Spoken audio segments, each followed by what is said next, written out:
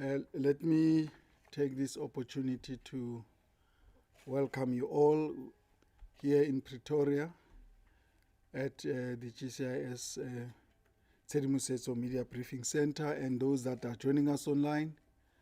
You are all welcomed to the NSFAS monthly media briefing on progress regarding the application processes.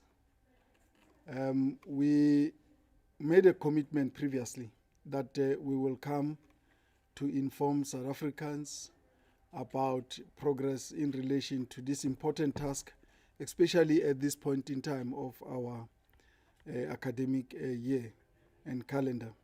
So we are gathered here to exactly do that.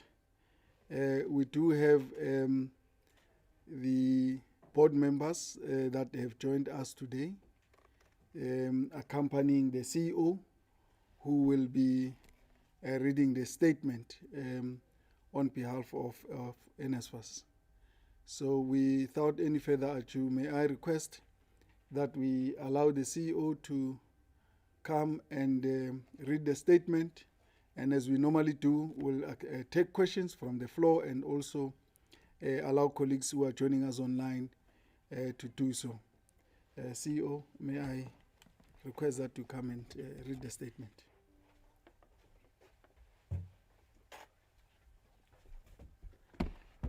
All right. Good morning, ladies and gentlemen. Let me take this opportunity to recognize the program director, the board members, Ms. Loelani and Mr. Daweti, who are joining us, all of the members of the media and our stakeholders, as well as all South Africans. As we know, the National Student Financial Aid Scheme continues to play a pivotal role in expanding access to the post-school education and training for South Africa's youth. We are mandated to provide financial support to eligible students at public universities and TVET colleges, ensuring that financial barriers do not prevent talented and deserving individuals from pursuing their academic ambitions. We are dedicated to advancing the nation's development by investing in human capital. Through our bursary and our loan programs, we extend financial assistance to students from poor and working class families, as well as those in the missing middle who may not qualify for full bursary support. We have gone through robust assessment and funding processes, which are designed to ensure that resources are allocated efficiently and transparently in accordance with government policy and the needs of the post-school education and training sector. In this context, we very much welcome and commend the Special Investigating Unit for its recovery of over 1.7 billion from institutions and students. Upon its appointment, the NSFAS board had committed to working with all Chapter 9 institutions and law enforcement bodies in cleaning up the entity and strengthening governance and financial controls. As we move to our 2026 application cycle and update, we are pleased to provide the following updates on the processing of applications for the 2026 academic year, which encompass first-time entering students, returning university students, and continuing TVET students. Now, when we had last briefed the media, we had indicated that about 200,000 students had outstanding documents with the fund. We are pleased to say that about 180,000 documents have been submitted, and our teams at NSFAS have worked around the clock to address these outstanding submissions, which has resulted in an additional 50,000 approvals prior to the closing of the registration cycle. Unfortunately, students do continue to still upload incorrect or unclear documents, which creates a feedback loop between outstanding documents and NSFAS's ability to consider these applications. NSFAS encourages students to send clear, correct copies of documents as has been requested.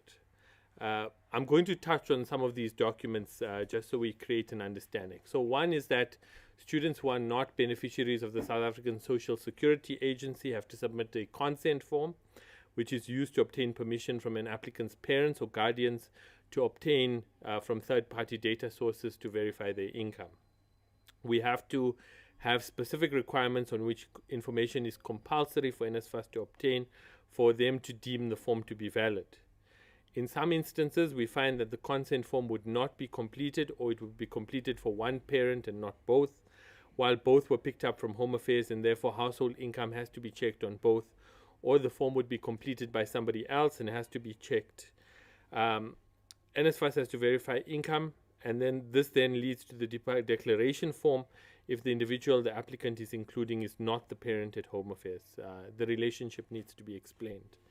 The typical mandatory fields which we require obtaining the information from students for are the form being signed by the parent and not the student, the form being dated, some are submitted without dates, an email address of the parent being included, and if the parent does not have one, the space must be completed with the not applicable, and all the fields must be completed.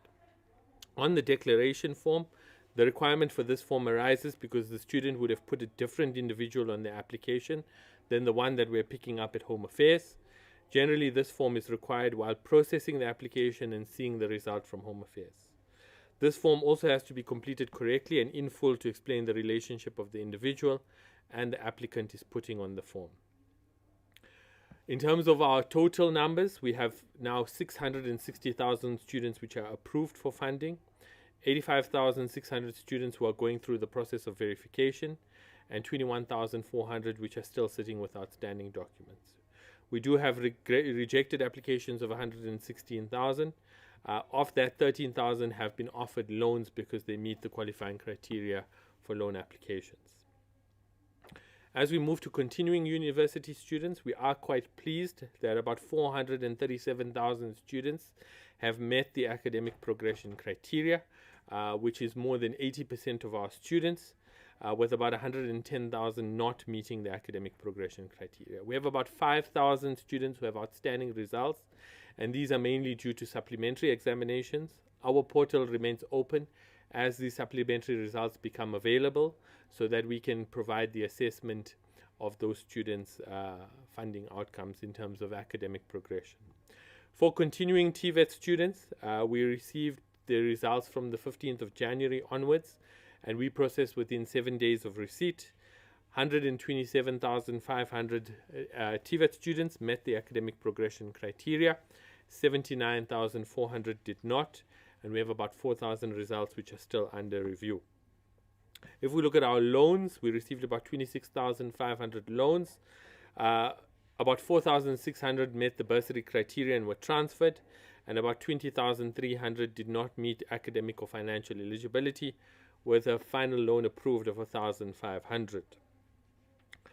In terms of our appeals, students are allowed to lodge appeals should they be dissatisfied with the outcome, either a first-time entering or a continuing student. To date, we've received about 92,000 appeals. We've worked through about 75% of them already. About 10,400 are approved, 3,200 have missing documents, and about 5,400 have been rejected. We would like, if possible, to conclude all outstanding appeals by the end of this week so students have clarity on their funding status. We remain committed to processing all appeals fairly, transparently, and efficiently. We encourage applicants to ensure that their contact information and supporting documents are up to date and to monitor communication from NSFAS on the appeal. All students have a maximum of 30 days once an outcome has been communicated to file an appeal. I'll move to student accommodation. NSFAS recognizes that access to quality accommodation is not only vital for students' physical comfort, but also fundamental to creating an environment that supports academic success. To continually enhance the student accommodation process, NSFAS actively engages with students, institutions, stakeholders, including student unions, and the Department of Higher Education and Training. These ongoing consultations ensure that accommodation criteria remain relevant and that challenges experienced by students are addressed collaboratively. In response to requests from institutions for additional guidance on accommodation processes and requirements, NSFAS has developed guidance circulars to clarify and support these processes. For the upcoming academic year, higher education institutions participating in the student accommodation project will continue to have their accommodation payments managed by NSFAS, while institutions that have historically managed accommodation payments independently will manage their current arrangements during this transitional period. We've received about 194,000 accommodation applications, of which 55,600 have been approved. 90,800 are sitting at institutional review, while about 53,000 are sitting at landlord approval. NSFAS continues to work closely with both institutions and landlords to ensure that timely processing and approval of student accommodation applications, prioritizing the needs and well-being of our students. In light of recent concerns pertaining to student accommodation at the Cape Peninsula University of Technology and other institutions where such challenges may arise, NSFAS wishes to clarify that CPUT manages accommodation independently of NSFAS. NSFAS has, however, engaged the university to understand its challenges, including the well-being of NSFAS beneficiaries, and will support the institution in remedying the situation. NSFAS has designed a robust academic framework which includes accommodation dates, opening, closing, move-in, move-out periods, which is closely aligned with the academic calendar. This alignment ensures that students are not left stranded at any point during the academic year and supports a seamless transition into residence for all eligible students. NSFAS also would like to acknowledge the proactive steps taken by institutions to provide temporary housing for students during this period. We wish to take this opportunity to caution accommodation providers against the following practices. One is housing of students without confirming their NSFAS funding status and then logging claims against NSFAS. Two is relocation of students, at times forcefully, without following due process. NSFAS will take a zero-tolerance approach on these matters. NSFAS further encourages any students who may be facing issues with accommodation to report these to NSFAS via our official channels. As we move towards 2026 rates, one of the key areas addressed is the determination of allowance and accommodation rates for 2026, which are currently under review. Adjustments to allowances and rates are informed by factors such as CPI, student academic progression, enrollment figures, budget allocations through the budget process. NSFAS will make recommendations on 2026 rates once the relevant budgetary information has been finalized, which is also aligned to the national budget process. And as we know, the national budget generally is finalized towards the end of February. As we move to upfront payments and disbursements, as NSFAS had committed at the start of February 2026, 3.6 billion was successfully disbursed to universities for allowance payments, while 679 million was disbursed to TVET colleges for tuition payments. This was in line with NSFAS's commitment to ensure students who qualify for funding have allowances early in the year to support the start of their academic journey. In consultation with the Department of Higher Education and Training, TVET branch and SAVETA, due to extensions of registrations at TVET colleges, the first disbursement date of allowance to TVET college students is now the 13th of February 2026, with the second disbursement having been added for the 27th of February. There's been no major amendments outside the one I've mentioned to the NSFAS timetable, and we remain on track for all of our commitments as it relates to the 2026 academic year. In conclusion, NSFAS remains steadfast in its commitment to expanding access to higher education and technical training for all eligible South African students.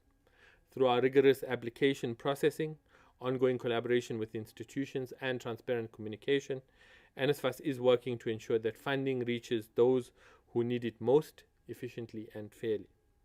Students and stakeholders are encouraged to stay informed via the official NSFAS channels and to submit any outstanding information as soon as possible.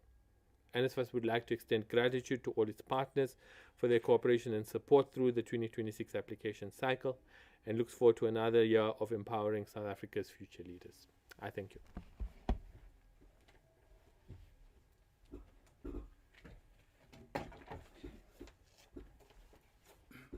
Thank you very much, Acting CEO. Just a quick reminder, colleagues, we are back online. Our live stream platform had challenges, but it has been sorted out. So we will then still be able to receive questions online. May I see with a show of hand for any clarity-seeking question based on the statement presented by the Acting CEO? Batabile, can you check as well online if there are questions? Okay, thank you very much. We don't have questions as well this side. Let me also indicate that the statement has been shared through all the NSFAS platforms, GCIS platforms. Colleagues can receive the statement there. Also, they will be shared with the Department of Higher Education and Training platforms. Do we have a hand? Don't? Okay. I think, CEO, we don't have any clarity-seeking hand. I don't know if whether you want to have the last word before we close. Okay.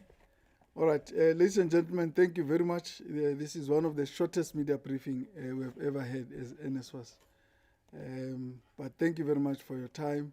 And as I've said, the statement is already shared on our platforms. We will be available after this media briefing to take any interviews relating to the statement. Thank you very much.